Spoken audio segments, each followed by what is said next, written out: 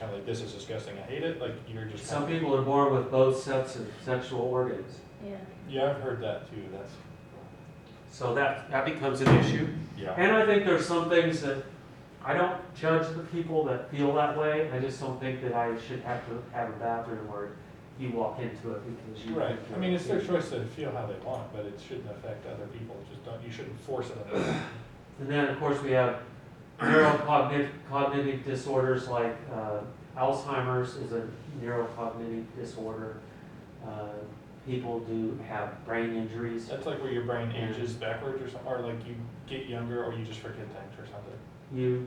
Delirium would be you're not thinking, you're not able to control the way you're thinking, and the other is like Alzheimer's is where you don't recognize people that you used, your family members, you forget about them, and part of your brain, it's a brain disease. Is delirium where we get the term delirious? Mm-hmm. Interesting. And the personality disorders are just basically just people that came together in a way that is odd, that makes it hard for them to live with other people. Like, how do you how do you get them in therapy? Like you said, you just have to convince them? What, the personality disorder? Yes, because like if you can, if they have multiple people, like you can try and treat one person, but then the next, like, Oh, you whatever. mean, what are you talking, you still on Is that the same thing as a split No. personality or no? This No. completely different? personality? No, personality disorders are disorders of the personality. So there are people that act different than most of the other people, and there's a whole bunch of them. There's several ones, but antisocial is one that you find in the prison system, where they don't have a conscience, like you and me. So they don't feel guilty. They don't feel a sense of, and you can tell them, oh, you should feel, why don't you feel bad about it? They don't. How do you make yourself feel bad if you don't have a conscience? So the only way they can stay out of jail is if they see that they have to act within certain rules of society and do it just on a voluntary basis, because they know they're going to go to jail. And now there's some people that have antisocial tendencies, so it's a continuum, and they might be a judge, they might be a sheriff's officer, they might be a preacher. There's a lot of people that have personality disorders that go into the ministry because they know that they should do the right thing, but they're not. They can't. They're odd. Yeah, they're just different. So there's several different ones that are listed there. We cover those in abnormal. Paraphilic disorders, sexual masochism, pedophilia, voyeuristic, all kinds, you name it, people get a buzz out of it. There's some people that get a buzz out of hurting other people. Some people get a buzz out of being hurt. When you say buzz, what do you mean by buzz? Like, They like the feeling. It's sexual. that's so weird. Yeah. Other mental disorders, there's several different ones. Medication-induced movement disorders. So some people take medication for so long they start having dyskinesia. It's called. It's where you have these repeated movements like your tongue, and you have to. That's why they tell you on all those TV ads that don't do this if you're allergic to this. If you're going to die from that, if you're going to do this, it's like they're just covering their butt. Yeah. So there's other things. Child abuse some people think that's caused by mental illness, not taking care of yourself, and adult antisocial behavior. May not have a personality disorder, you may just have a tendency to act out against society. So this gives you a map. So you have mental disorder, there's either functional or organic.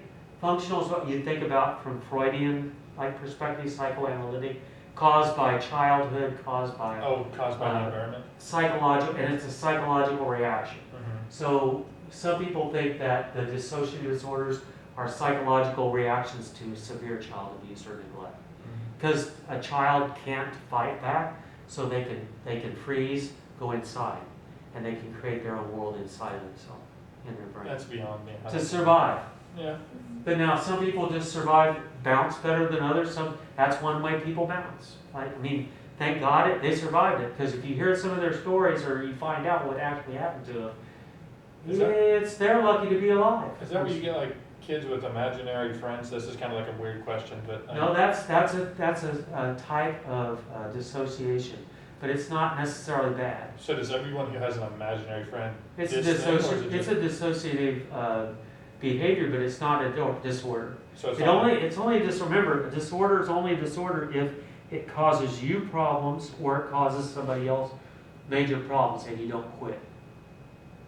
okay, so like a 4-year-old having an imaginary friend is just kind of like Normal. the imagination going on. In fact, it's just a good creative imagination. Okay. All right, I just wanted to make sure. Or if you think about people like Einstein who didn't learn to read till he was 4, or didn't learn to talk till he was 4. Uh-huh. And brilliance. So there's all different kinds of people, all different kinds. That's the problem with deviance or any kind of category, is you got to be careful what you label, because that's what they're talking about with labeling theory. We don't like what it does to people. Anyway, we go to here, you can see how it works out. So this is a nice little, I had a psychiatrist at a mental health center explain this to us in a workshop, if he did. And it made sense to me finally. Then I looked at the DSM, it was actually in there anyway. But, who reads the whole stupid book, like you said? They handed me one. I went to the mental health center to get my first job out of master's level school. And he hands me a DSM and says, you're going to start diagnosing people. And I hadn't even I skipped that class. But I've been a drug and alcohol counselor, so I read all of them when I read their psychology reports, because we had everybody seen by a psychologist, because we wouldn't even know if, are they, after they're there 20 days, are they still acting strange? Are they okay? Or are they just still going through withdrawal? So I had it, but he said, well, we'll give you 2 or 3 days to read through the book, and just go through the book. And he told me the ones that are most normal, which are, oh gosh, I just went blank on that. Adjustment disorders. Used to be you could only give an adjustment disorder if it lasted 6 months and that was done. Now they've extended that, and so you have adjustment disorder with depression, adjustment disorder with anxiety. Adjustment to what? Adjustment to life. Basically, they're people that are struggling with life and they're depressed about it. They're neurotic, neuroses, and it's not a long-term thing, it's just a short-term thing. Like, So most people are that, so you give them that label, and it's not near as bad as if you put a personality disorder on them, so because you carry that a pressure. military person, Huh? would a military person who's just retired and now out of the military, would they have that type of depression trying to adjust to this new type of lifestyle? Well, they could have depression, they could have PTSD, they could have anxiety, they could have any of it. And would that be considered an adjustment disorder, It could be if it didn't last very long. or? Okay. Yeah, that's how you tell. If it lasts for a long period of time and it gets more severe, it's probably depression or anxiety. But you can give them the label of adjustment disorder in the meantime, because you don't want to give them a label you certainly don't want to go too high on the ladder, unless if they need that, you need it. Because say I actually have bipolar disorder, but the doctor doesn't know that yet. Eventually, I'm going to need that label because the insurance company needs to pay for it. That's how this is all about getting paid. The psychiatric hospitals and doctors, they have to have a label to get paid by insurance. They won't pay for things like marriage counseling. Most insurance won't. It's not a disease. All right. You shouldn't have got married in the first place. See, that's how they look at it. Some people That's do a it. joke. That's a joke. Right. I'm just saying, some people do Some it people do. before they get married, just as a precaution. Oh yeah, and I know people that do it now to improve their marriage. Yeah. It's not, or to make sure they're not going the wrong direction, or because they went through a life change, like their kids all left But, I home. mean, they should generally seek out a pastor if they're looking for that. I mean, I guess most are not. I don't know about that, because I've seen a lot of real poor pastoral counselors and really good ones. So I think you just need to find somebody that knows what they're doing. Well, And- generally. Yeah. So social factors in mental disorder. Social class has been the most consistently and most clearly demonstrated in various studies associated with mental disorder. So the more, and that's assumed to be because of stress. The stress of poverty, the stress of being 1 down or 2 down in the level, and not being considered valuable to society. In most studies, women are found to have higher rates of mental disorder, but some men are. It's really wobbly. Depends how you define it. Specific type of disorders do indicate a gender difference. So women tend to have be more likely to have depression. It used to be they said that the elderly were the least likely, but now there's a new showing that elderly tend to be more likely to have, just as likely to have a mental disorder. And I think all of this is, I think it's more about our culture and how the consumer culture, and we've lost the meaning to life, so people have lost their bearings. Used to be you had grandma and grandpa at home, living at home. They weren't in the nursing home. They were taken care of at home, and you could actually talk to them. You had a husband and a wife, and it's the same one your whole life. I mean, a mom and a dad, it's the same one all your whole life. Do you think that women back in the day, before they were before the whole women's rights stuff, and before they were actually given a choice of anything, when it was tradition for them to stay home and just be with the family and cook, clean, all that stuff, do you think they were more likely to have depression and That's for that reason? Your book actually brings that out, that's a possibility. On the other hand, they may have more stress now because they're going to work and they're not able to be home with their family. It just depends on the person, I guess. Mm-hmm. College kids tend to be depressed. I don't know why. Gosh, it's not like we're giving you too much homework. That's a joke. I'm sorry. I really believe that. I think that we give too much homework. You'll notice I'm not giving you as much homework as I used to. And it's not that I don't think you could do it. I don't know that it promotes learning. So I don't want to overburden you with extra stuff. Well, yeah, definitely for me, for sure. I've given so much homework at one time, like in public school before I went to private school. I just was doing homework just to do it. I never really learned anything. And so it's helpful to have less. So this is what I was pointing out, that the urban environment is probably how I would think is causing a lot of this, just because we're not connected. However, I don't remember which class it is, but in one of the classes, they point out studies that show that people in rural areas tend to have more mental disorder, and it's probably because of isolation. What's urban? Rural? This would be rural. Urban is city. Okay. Rural would be a small town like mine. Okay. Right, I was born. 20% of military service members on combat tours return home with some symptoms of PTSD. So there's a section in your book about, so I get my classes all mixed up, and I'm not sure if it's in this class or another class, but they talked about helping people before they go. So I think I've talked to you guys about that, doing counseling with families and service members before they go to Iraq or Afghanistan, so that the family knows what the person's going through, and the person that can expect it, can prepare themselves, rather than just drop into this. And when you go to a different country, my brother was in the Peace Corps, which isn't the same, but still, he was in the Peace Corps in Tunisia, Africa. That's northern Africa. It's like the Sahara Desert part of it. And my mom and dad and I went over Christmas break to see them, and our planes got delayed somewhere, and so we ended up in the airport in Tunisia, and my brother didn't know which plane we were coming in on. And nobody could speak English. The ones that could speak English couldn't understand them.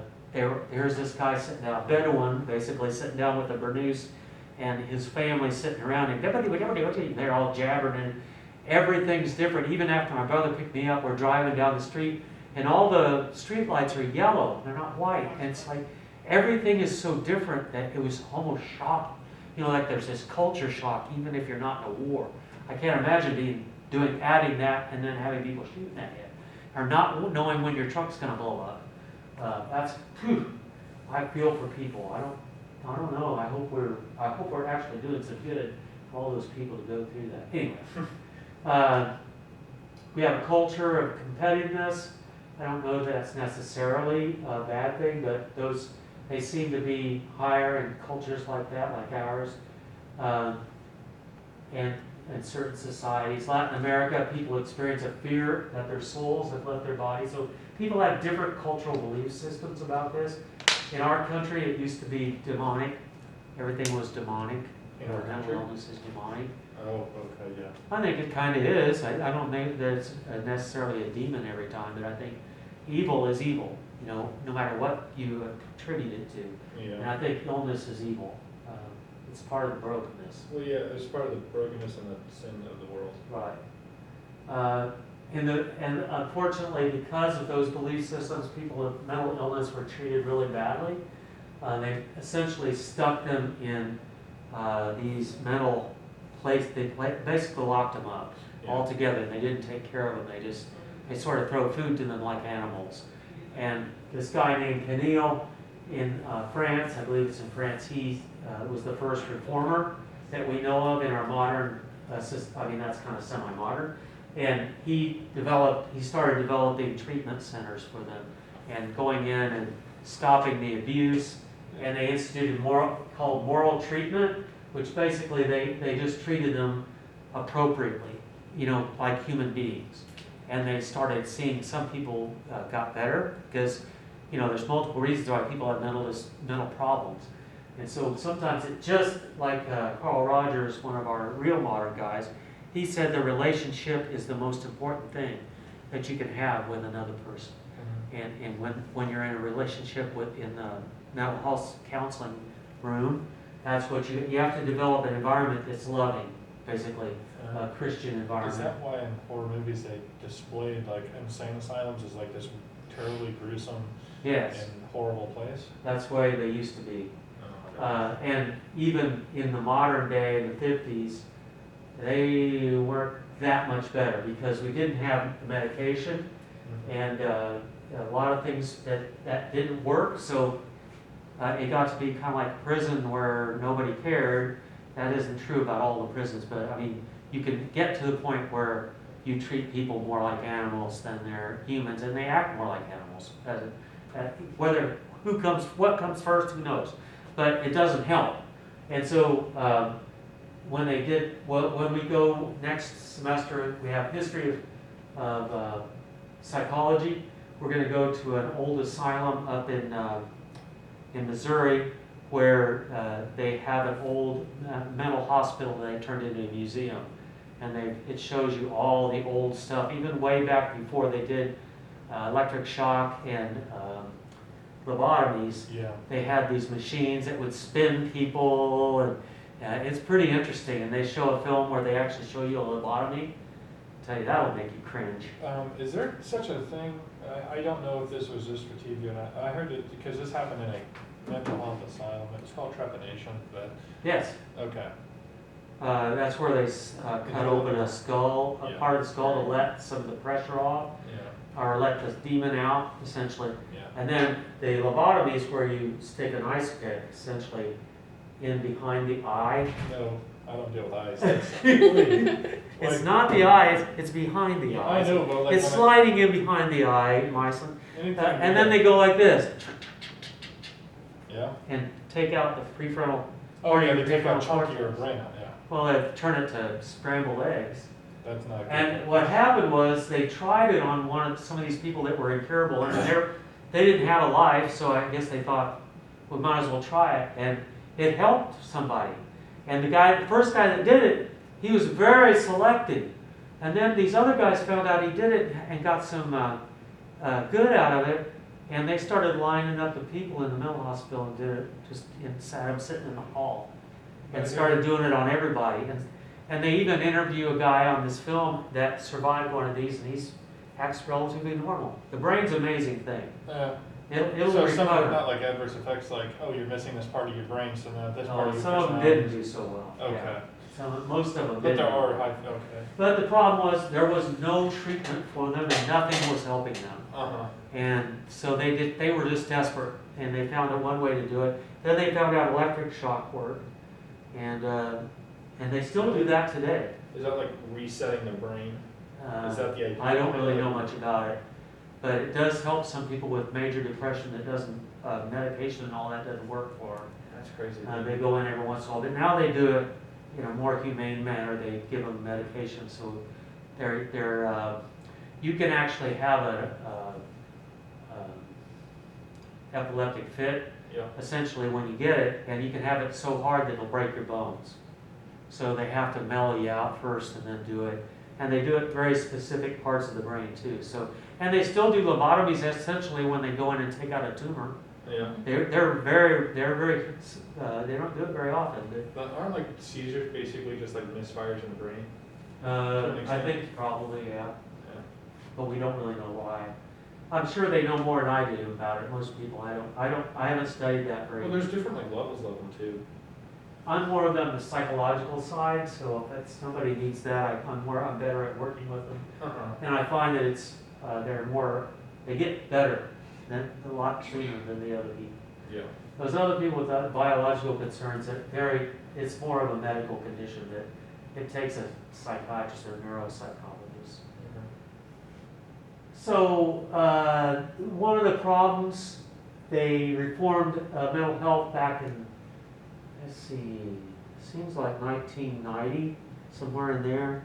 They went into these hospitals and they said, we're keeping people locked up in hospitals too long, and because they're becoming institutionalized, they can't.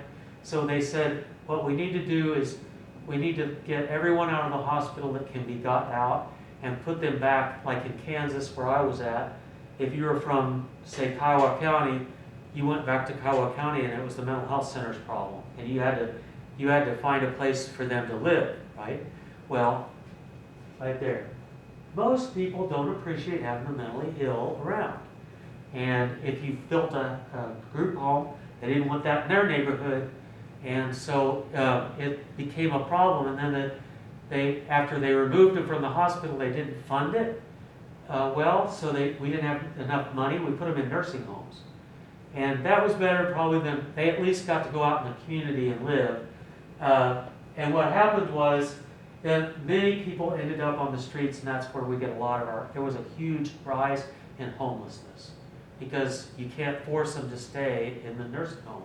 You can't force them to stay where they should stay.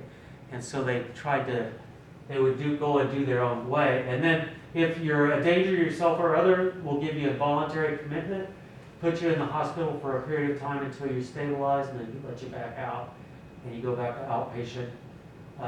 You can deny the right of trial when you say that someone is not capable of understanding the charges against them. And they put them in a hospital, sometimes for the rest of their lives, sometimes they stabilize to where they can understand the charges against them.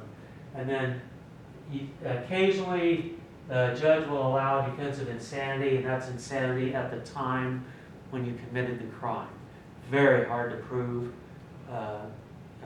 Most of the time they won't even try it. Lawyers won't even try it. Now there are certain instances where you could maybe prove it or have a way of, I don't know. So mental hospitals are total institutions, and people are cut off from the large society and leave.